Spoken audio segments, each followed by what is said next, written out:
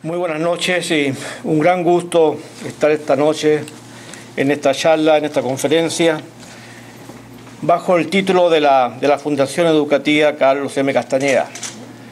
Yo quisiera, antes de empezar, hablar del tema de la libertad de prensa, algo tan intrínseco a la Sociedad Interamericana de Prensa. La Sociedad Interamericana de Prensa a veces dicen que es el secreto el mejor guardado. En todas partes de América hablan de la CIP, pero estamos en Miami y muchas veces no sabemos que la CIP, la casa de la CIP está aquí en Miami. Esta es nuestra sede y aquí vive la CIP. Y de acá, ¿cierto?, se realiza toda la labor que realiza la CIP en el hemisferio. Es una institución formada por 1.300 periódicos y, tal como ustedes lo escucharon aquí esta noche, desarrolla una agenda muy interesante de libertad de expresión. Carlos fue un activo miembro de la CIP y me tocó el honor y el gran mérito de haber trabajado a su lado. Primero, Carlos fue nuestro vicepresidente de Cuba. Él trajo los informes a muchas asambleas de la CIP, junto con Cancio, junto con todos los colegas cubanos que están esta noche acá, en que traía el mensaje de esperanza de toda esa prensa tan fuertemente abatida en Cuba. Pero además Carlos no solamente se desarrollaba en el término de la libertad de prensa, sino que se subía a un avión y se iba con la gente de la CIP a Bolivia a enseñar sobre periodismo, a enseñarle a los bolivianos, a los ecuatorianos, a los colombianos, a los uruguayos, a los argentinos, sobre lo que fue su vivencia en el periodismo. De tal manera que la relación de Carlos Castañeda con la CIP fue larga y fue muy prolífera. Yo quisiera, si me permiten, hacer algunos recuerdos de Carlos, muy leves, en manera muy corta, pero de lo que recuerdo del buen amigo, del buen colega. Primero decir cuál era la frase favorita. ¿Cuál fue su frase favorita? Siempre que empezaba un seminario, Carlos decía: vamos a vestir el mono. ¿Qué significaba eso? Vestir el mono significaba armar el periódico, poner la foto, el título, los textos, y él vibraba con eso y le daba vida a su pasión de periodismo vistiendo el mono. Luego, siempre en las sobremesas, el recuerdo de Carlos por su Cuba era siempre un medio, la revista Bohemia. Yo no sé cuántas veces hablé con él y me contaba sus recuerdos de Bohemia con una pasión y con una nostalgia impresionante. Su visión gráfica del periodismo estaba en Times. Times era para él la visión gráfica de lo que era el periodismo. Y su centro de información estadística era Bartolomeo. Bartolomeo es un instituto de estadística, de estudio de periodismo basado en Nueva York, y Carlos siempre mencionaba los estudios de Bartolomeo. Siempre tuvo dos periódicos en su corazón: El Nuevo Día y El Nuevo Herald. Y su vestido preferido era la corbata de moño. Nunca ustedes vieron a Carlos de otra manera que con su corbata de moño. Y su trago preferido, después de una buena comida, un tío Pepe. Era lo que tomaba. Y la frase que siempre me recuerdo de él, con ese ímpetu que siempre tenía Carlos, era la misma: miren, mis amigos, vamos a hablar de periodismo. Y ahí empezaban las charlas de Carlos, que eran interminables, charlas que no necesitaba él hablar más que de lo que había aprendido en la vida, en lo que había vivido como periodista, en sus luchas en Cuba. Y eso era la enseñanza que desparramó, diseñó por toda América, y que en muchas partes me tocó a mí estar a su lado en el centro técnico que Lilian hoy día mencionaba. Hoy día es el Instituto de Prensa, la CIP. Aquí era la CIP de pantalones cortos, hoy es una CIP de pantalones largos. El tema de la libertad de prensa es muy amplio, y tratar de resumir en algunos minutos lo que ocurre en América es una tarea bastante difícil. Pero podríamos decir que la libertad de prensa ha pasado desde la censura directa a la censura más subliminal. En los tiempos de las dictaduras, los dictadores eran directos. Llegaba, ¿cierto? Y me tocó a mí vivirlo. Yo también viví una dictadura, soy chileno, pero me tocó vivir tiempos difíciles en Chile, en que llegaba el militar a la sala de redacción y decía eso sí y eso no. Y uno como redactor tenía que aceptarlo. Y recuerdo, por ejemplo, un periódico famoso que se destacó en la lucha contra estas dictaduras en Brasil, o Estado de Sao Paulo, que llegó a publicar páginas con recortes en blanco porque estaban censurados. Esa es la respuesta del periódico a esa censura que venía, ¿cierto?, de los militares. Esa censura pasó de la censura directa a otros tipos de censura, pasó por el control del papel, pasó por el control de la publicidad, pasó de diferentes formas, pero de una u otra manera fue censura. Y los controles y la censura han existido siempre en América, y yo diría que desde los años 50 y 60 tenemos estudios y tenemos análisis de lo que han sido las censuras en los periódicos de América Latina. En el año 1960, un profesor de la Universidad de Minnesota, yo estudié en la Universidad de Minnesota, no alcancé a estudiar con el profesor Nixon, pero lo conozco muy bien, el Raymond Nixon, escribió un libro sobre las censuras que había en América en los años 60, en América y el mundo. Hizo un análisis de 61 países del hemisferio y trató de identificar cuáles eran las censuras que se identificaban en muchos países. Lo llegó a definir en 10 categorías, luego eliminó a 3 y quedó con 7. Y fíjense, estamos hablando de los años 1960, y fíjense ustedes de que muchas de estas censuras de los años 60 hoy día están todavía vigentes. Él hablaba, ¿cierto?, de controles y de castigos directos. Bueno, qué mejor castigo lo que hablaba Patricio Boleo esta noche. O sea, uno está en Venezuela y tiene miedo a la calle porque allí le pegan o lo matan. O lo que hablaba Cancio de Cuba. Y hablaba Raymond Nixon de arrestos y detenciones contra periodistas.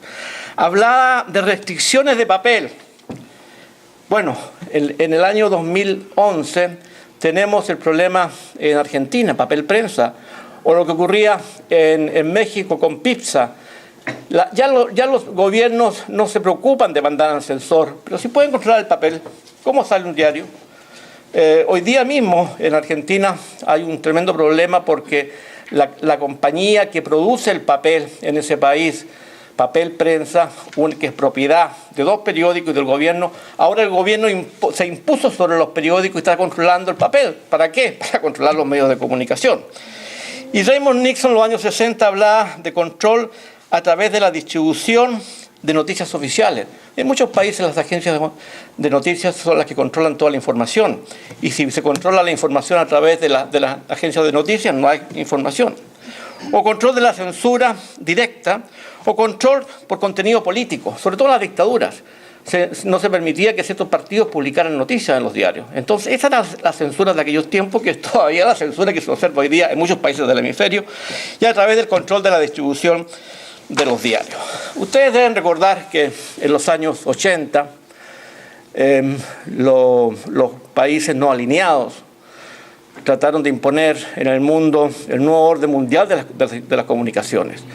¿Y en qué consistía el nuevo orden mundial de las comunicaciones? Consistía en que le daba la propiedad de los medios a los gobiernos. No se creía que los medios deberían ser dirigidos por medios manos privadas, sino que el gobierno debería ser el dueño de la comunicación. Y se basaba esa teoría en el concepto de que el mundo estaba dominado por las agencias de noticias. Las 5 grandes agencias de noticias en ese tiempo, la UPI, la AP, la DPA, la France Press y la Reuters. Y esas agencias de noticias eran las que dominaban la mente de los seres humanos. Y decían, no podemos tener ese desnivel informativo. Toda la información viene de los países desarrollados y desencadenan en los países subdesarrollados. Y allí nació la teoría de crear en el mundo un nuevo orden mundial de las comunicaciones que fracasó. ¿Y fracasó por qué? Porque instituciones como la CIP hicieron un lobbying, pero fantástico. Ustedes deben conocer mucho acá a Horacio Aguirre. Horacio Aguirre se pasó meses en París luchando con Germán Ornes, con George Beebe, con Lee Hills, con todos esos gigantes del pasado de la CIP, tratando de boicotear, tratando de levantar una voz contra esa UNESCO que en aquellos tiempos era, cierto, la torre de marfil de los países no alineados, y que quería imponer este nuevo orden mundial de las comunicaciones que, gracias a Dios, nunca logró concretarse. Quisiera ahora, yo sé que el tiempo es corto y han tenido ustedes 3 presentaciones fantásticas y no me gustaría realmente abusar del tiempo de todos ustedes, pero muy levemente hablarles, ¿cierto?, de lo que está pasando hoy día en el continente, porque es el tema de la noche, el tema de la libertad de prensa. Y decir que, por ejemplo, que la CIP se ha embarcado este año, el año 2011, lo ha nombrado como el año de la libertad de expresión. ¿Y por qué lo hacemos? Porque realmente, alguien me decía antes de la conferencia, pero ¿qué se puede hacer vamos a seguir emitiendo comunicados, vamos a seguir tratando de hablar con estos gobernantes intolerantes? Evidentemente que hay que buscar nuevas metodologías, hay que abrir la puerta de alguna forma, y de tal manera que la CIP ha empezado una nueva campaña para que este año logremos, ¿cierto?, concretar una lucha más concreta y más directa contra las dictaduras y contra todos estos gobiernos, que ya son muchos. Antes era solo Cuba, en los últimos 10, 15 años, pero ahora ustedes saben que ya hay por lo menos 5 o 6 países que tienen atentados directos contra la libertad de expresión. Y la libertad de expresión y las amenazas contra la libertad de expresión se presentan en diferentes formas hoy en América. Tal vez la forma más dramática es el asesinato de los periodistas. Yo diría que cualquier censura que existe no puede ser tan dramática como cuando matan al mensajero. Matan al mensajero y muere el mensaje. Pero no solamente muere el periodista, sino que es la sociedad la que sufre. Porque el periodista deja de informar y la sociedad deja de recibir noticias. Entonces, allí está el problema. Trotti hablaba muy bien de lo que pasa en México, por ejemplo, con la autocensura, donde a los periodistas los matan, los asesinan. Por ejemplo, en el año 2010 fueron asesinados 11 periodistas en el continente. Un trabajador de prensa de Coahuila, en México, acaba de ser asesinado. El año pasado perecieron a causa de la violencia 9 periodistas en Honduras, 2 en Brasil y 1 en Colombia. De tal manera que a los periodistas los matan. O sea, ya no es una cosa de que la censura es el censor o la distribución del papel, al mensajero lo matan. Y esa violencia se observa con mucha mayor dramatismo en México, se observó muchos años en Colombia, pero también está repercutiendo en otros países como Brasil. En México, en lo que va del año, se han registrado 4 atentados. Colocaron unos meses atrás una granada en el periódico El Norte y otras 2 granadas tuvieron blanco en el edificio del canal Televisa de Coahuila. El año pasado, una docena de medios de comunicación fueron afectados en México. En Paraguay también ha habido violencia este año. Pusieron una bomba casera en un canal de televisión. Y en Colombia, a pesar de haberse reducido la violencia contra la prensa en los últimos años, se registraron el año pasado 3 atentados contra la infraestructura de medios de comunicación. La violencia también se observa en Nicaragua, donde hace pocos días un periodista del periódico Nuevo Diario recibió en 2 ocasiones distintas amenazas de muerte. O en Colombia, donde entre marzo y octubre del año pasado hubo 30 amenazas y 22 agresiones a periodistas. En Argentina hay hostigamiento a periodistas que se ha manifestado por intervenciones telefónicas, espionaje de correos telefónicos. En Ecuador, durante 7 horas se mantuvo un periodista detenido. Ustedes escucharon acá sobre Cuba, no necesito hablarle más de Cuba, pero valga decir solamente que los periodistas y blogueros independientes son amenazados, detenidos temporalmente, ya está sentenciado a cumplir largas penas, pero cuando son excarcelados, ¿qué hace? Se les destierra, como sucedió desde julio a 17 periodistas independientes que, por supuesto, no aceptan salir del país. O sea, violencia y muerte es una causa hoy día directa contra la libertad de prensa. Leyes restrictivas, otro motivo. En términos generales, existe una proliferación en el continente de iniciativas gubernamentales contra la prensa. Se observan en Argentina, en Bolivia, en Venezuela, en Brasil, en Ecuador, en Uruguay, donde los gobiernos han anunciado que impulsarán leyes de medios para regular el funcionamiento de sus libertades. O sea, a través de las constituciones, a través de proyectos de leyes, los gobiernos que se dicen democráticos están también coartando la libertad de expresión. O sea, no solamente coartar la libertad de expresión viene de que esos gobiernos, que los conocemos, que son marxistas, izquierdistas o son totalitarios, pero también gobiernos democráticos, de países democráticos, y esos gobiernos tratan de intentar de controlar la prensa a través, ¿cierto?, de leyes restrictivas. También hay leyes restrictivas en Bolivia, donde en octubre pasado fue promulgada una importante ley de lucha contra el racismo y todas formas de discriminación, que incorporó 2 artículos que establecen el cierre de medios que autoricen o difundan vagas o imprecisas ideas racistas. Bueno, ¿quién puede decir que una información es racista o no es racista? Solamente el que tiene el poder. En Nicaragua fue presentada también, y luego retirada en febrero, una iniciativa contra la violencia de las mujeres. En Colombia, con el pretexto de garantizar los derechos de igualdad y de los menores, algunos sectores insisten en presentar proyectos de ley y establecen mecanismos de censura al imponer a periódicos y otros medios restricciones y limitaciones en la divulgación de contenido. En Costa Rica se discutía hace poco un proyecto de ley que reforma la ley de la jurisdicción constitucional para expandir el derecho de rectificación y respuesta, otra forma muy sutil de controlar la prensa. De tal manera que violencia, leyes restrictivas, son formas muy directas de controlar, de censurar, de amenazar. Otra forma, y ya lo decía Raymond Nixon en el año 60, es la publicidad oficial. En muchos países, la mayoría de los países, la publicidad proviene de los gobiernos y el gobierno premia o castiga. La Declaración de Chapultepec, que es la carta magna del periodismo, que fue firmada y diseñada por la CIP en el año 1994, esta declaración contiene 10 principios fundamentales, de los cuales, cierto, son la base para que exista periodismo. Y uno de los principios se refiere a la distribución de los insumos y también a la distribución de la publicidad. Y se dice claramente en ese principio que ningún gobierno debe entregar la publicidad para premiar o castigar. Evidentemente que ¿qué gobierno le va a dar publicidad a un medio que lo critica? Le quita la publicidad y por supuesto que el medio empieza a hacer agua. Ese es un uso discriminatorio de la publicidad y se observa sobre todo en Argentina, por ejemplo, donde el gobierno lo está usando para atacar a los principales diarios de ese país, Clarín y Nación, y para premiar a otros. El gobierno gastó, miren, este dato es interesante, el gobierno argentino gastó 110 millones de pesos, equivalente a unos 27 millones de dólares del erario público, para beneficiar con el 67,5% a programas emitidos por Canal 9 de televisión, cuyo propietario simpatiza con el gobierno. Situación similar se observa en Nicaragua, donde algunos medios del interior que dependían del ingreso económico de la publicidad han tenido que cerrar. Y en Argentina, Bolivia, Ecuador, Nicaragua y Venezuela se ha observado un crecimiento de los medios públicos dedicado en gran medida a la propaganda oficial. O sea, la mejor manera de los gobiernos totalitarios es, cierto, crear más medios de comunicación oficial y disminuir la prensa privada.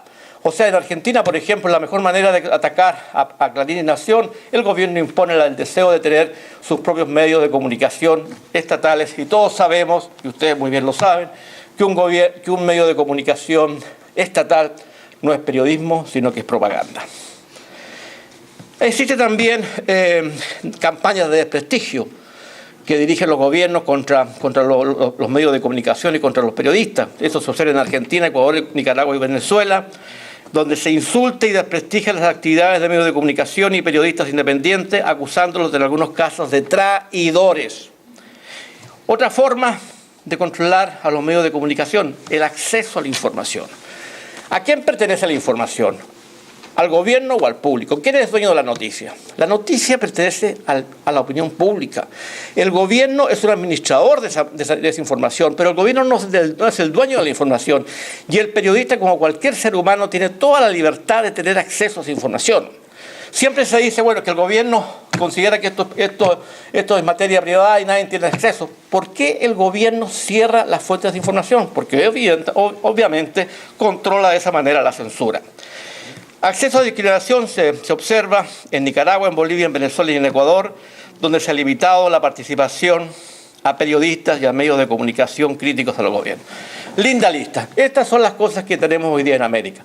Violencia, asesinatos, leyes restrictivas, distribución de la publicidad y leyes de acceso. O sea, en ese panorama, ¿cómo un periodista puede informar? ¿Cómo la opinión pública puede recibir información diversificada? ¿Cómo podemos recibir los dos polos de la noticia? Evidentemente que es imposible. Todas estas medidas tienen por fin, cierto, extirpar este polo informativo y colocar un límite de aquí para acá sí, de aquí para allá no. y solamente vamos a tener acceso a lo que nos digan los gobiernos. Entonces, ¿qué hace la CIP?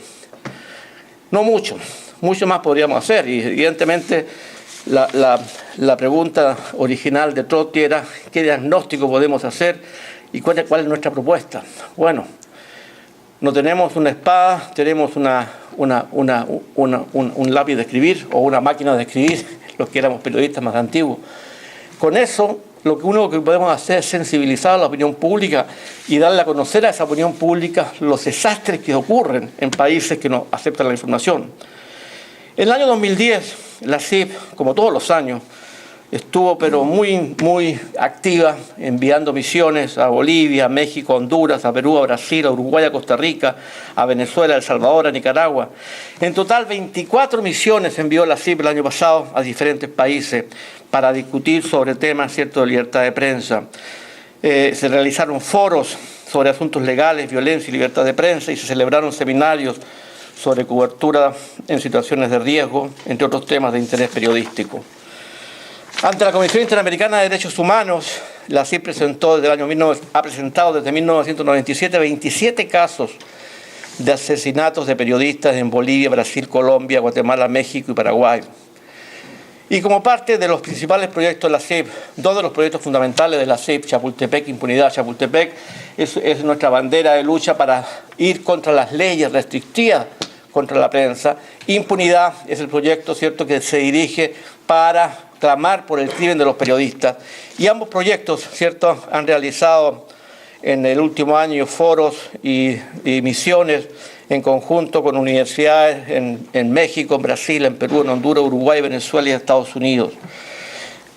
También han habido avances importantes. En Colombia, por ejemplo, saludamos a principios del año una reforma legal en que aumentó el plazo de prescripción de los asesinatos de periodistas a 30 años. En Honduras, el gobierno anunció recientemente la creación de una unidad especial para investigar los asesinatos de periodistas. Y en Perú, en noviembre pasado, el Poder Judicial creó una jurisdicción especial para procesar los delitos graves contra los periodistas en ejercicio de su labor profesional. Esta es, señores, una muy apretada síntesis de lo que ocurre hoy día en el continente. Esto es lo que hace la CIP, esto es lo que nosotros estamos tratando de avanzar. No hay mucho más que podamos hacer, pero realmente creo de que si no existieran en el continente, en el mundo, instituciones como la CIP, la opinión pública internacional estaría sorda a todos estos vejámenes que por desgracia pasan en todo nuestro continente. Dentro de un mes la CIP se realiza su asamblea semianual en San Diego, donde estos proyectos nuevamente van a ser discutidos, van a ser analizados. Y el próximo 3 de mayo, Día Mundial de la Libertad de Prensa, la CIP ha convocado a una gran conferencia en Santiago de Chile para reclamar desde la capital chilena por todos estos ciertos atentados, por todas estas crímenes, por todos estos desmanes de los gobiernos que no respetan a la opinión pública, que no respetan el libre flujo de noticias y que nos hacen, ¿cierto?, vivir en el siglo XXI como si aún estuviéramos en las cavernas. Eso es todo, señores. Muchas gracias.